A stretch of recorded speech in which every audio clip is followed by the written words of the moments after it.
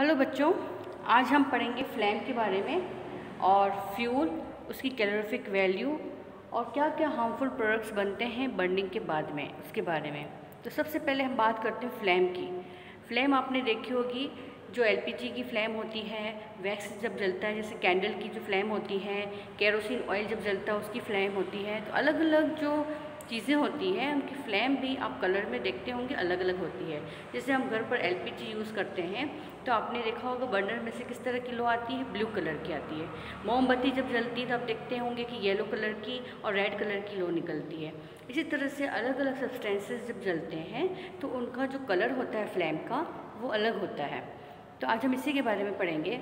तो जो फ्लेम है वो क्या चीज़ है, कैसे बनती है। जब भी कोई सब्सटेंस जलता है, आग में जब जलेगा तो क्या होगा, वेपराइज होते हैं वो सब्सटेंस, वेपराइज होते हैं। उस वेपराइज की वजह से ही फ्लेम नज़र आती है, फ्लेम बनती है। तो जिससे जितनी भी एलपीजी है, मीथेन गैस है, केरोसिन ऑयल है, कैंडल है, ये सब जलती हैं। जब वैक्स वगैरह जलते हैं तो जलने के बाद उनकी सब्सटेंस से क्या बनती है, वेपराइज होते हैं और फिर फ्लेम बनती है। जैसे चारकोल है तो चारकोल भी जलता है लेकिन उस पर फ्लेम नहीं बनती है। क्यों नहीं बनती? क्योंकि उसके अंदर सब्सटेंस वेपराइज नहीं होते, ठीक है, उसमें लो नहीं निकलती है, सिर्फ वो ऐसी रेड कलर का हो जाएगा लेकिन फ्लेम नहीं बनेगी। तो कई ऐसी चीज़ें हैं सिर्फ जलती हैं, रेड हो जाती हैं, लेकिन उसमें से फ्लेम नहीं निकलती है। तो फ्लेम के किस तरह से हमने उसका जो स्ट्रक्चर होता है और उसमें कौन कौन से कलर होते हैं, कितने पार्ट्स में बांटा गया है, उसके बारे में देखेंगे। तो जैसे हमने यहाँ पर कैंडल ली है, उसको जलाते हैं तो आप देखो उसको 3 पार्ट में डिवाइड किया गया है। आउटर मोस्ट जोन जिसमें होता है कंप्लीट कंबशन, फिर होता है मिडिल जोन जिसको हम कहते हैं partial combustion, and inner most zone जिसमें कि अनबर्न्ड वैक्स रह जाता है। अब इसको समझेंगे। फर्स्ट जिसको हम आउटर मोस्ट जोन कहते हैं वो बहुत हॉटेस्ट पार्ट होता है और उसमें सबसे ज़्यादा हीट प्रोड्यूस होती है, ठीक है, और ये किस कलर का होगा, ब्लू कलर का होगा। फिर इनर मोस्ट जोन और उसके बीच में मिडिल जोन आता है। तो मिडिल जोन जो होता है उसमें पार्शियल कंबशन होता है, मतलब कंबशन तो होता है लेकिन कम होता है। जैसे ब्लू में फुल कंबशन हो जाता है तो इसमें पार्शियल कंबशन होता है, यानी कम कंबशन होता है। कंबशन का मतलब जलना। तो इसमें कौन सी वाली कलर की आती है, येलो कलर की प्रोड्यूस होती है फ्लेम, और ये होती है मॉडरेटली हॉट, कम हॉट होती है। सबसे बाहर वाली सबसे ज़्यादा गर्म होती है, हीट उसमें सबसे ज़्यादा होती है। मिडिल जोन वाली में कम गर्म होती है। लास्ट जो होता है जिसमें हम देखते हैं वैक्स के अंदर इस तरह से उसके ऊपर वेपराइज होता रहता है और ब्लैक कलर का दिखाई देता है हमको। तो उसके अंदर ऊपर की तरफ आप देखना कि जो लो होगी वो कैसी होगी, एकदम रेडिश कलर की होगी, और वो कैसा होगा, बिल्कुल ही कम हॉट होता है, हम उसको छू भी सकते हैं। तो इस तरह से 3 जोन में बांटा गया, आउटर मोस्ट, फिर मिडल एंड फिर इनर मोस्ट जोन। लास्ट जो आउटर मोस्ट है वो ब्लू कलर, बीच वाला जो होगा वो येलो कलर, और सबसे इनर मोस्ट होगा वो रेड कलर का दिखाई देता है। तो ये कहलाता है अनबर्न्ड वैक्स, जो अंदर की तरफ रह जाता है। इस तरह से अनबर्न्ड वैक्स होता है और वो काले कलर का नज़र आता है। देन हम पढ़ेंगे फ्यूल के बारे में। तो फ्यूल में है कि आइडियल फ्यूल किसको कहेंगे। आइडियल फ्यूल का मतलब जितने भी सब्सटेंस जो जलते हैं और जो हीट और लाइट प्रोड्यूस करते हैं वो सब फ्यूल में आते हैं।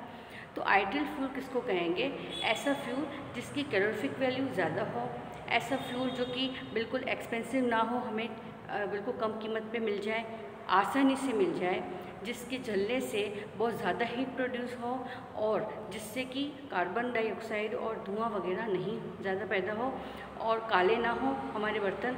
इस तरह के जो फ्यूल होते हैं उसको हम आइडियल फ्यूल कहते हैं। और सबसे ज़्यादा ये कि उसके अंदर जल्दी से, जैसे इग्निशन का होता है कि जलाते ही वो, जैसे कि हम लोग गैस को जलाते हैं तो जल्दी से जल जाता है।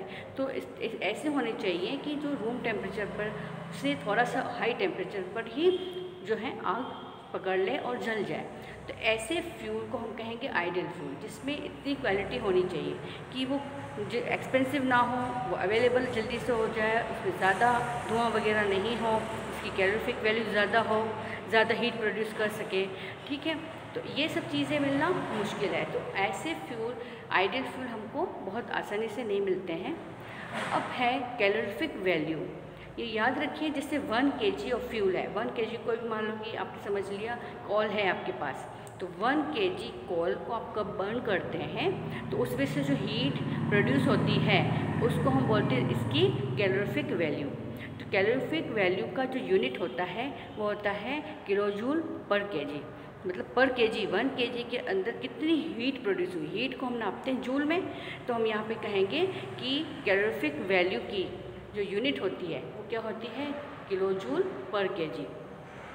देन हम पढ़ेंगे हार्मफुल प्रोडक्ट्स। आप सभी जानते हैं कि जो भी चीज़ हम जलाएंगे उसमें carbon dioxide, carbon monoxide, sulphur dioxide बनेगी, तो ये सब हमारे लिए हेल्थ के लिए हार्मफुल होती हैं।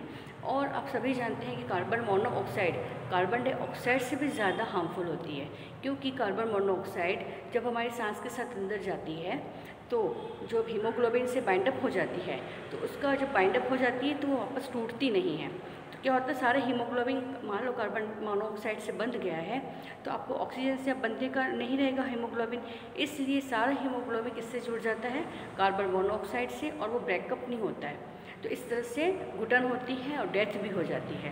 तो ध्यान रखिए कि जैसे कि बंद कमरा है उसमें आप सर्दी के दिनों में सिगड़ी जला करके, कोयला जला करके बैठते हैं कुछ लोग, तो उसमें क्या होता है, कार्बन मोनोऑक्साइड की मात्रा ज़्यादा हो जाती है और वो बहुत ही हार्मफुल है।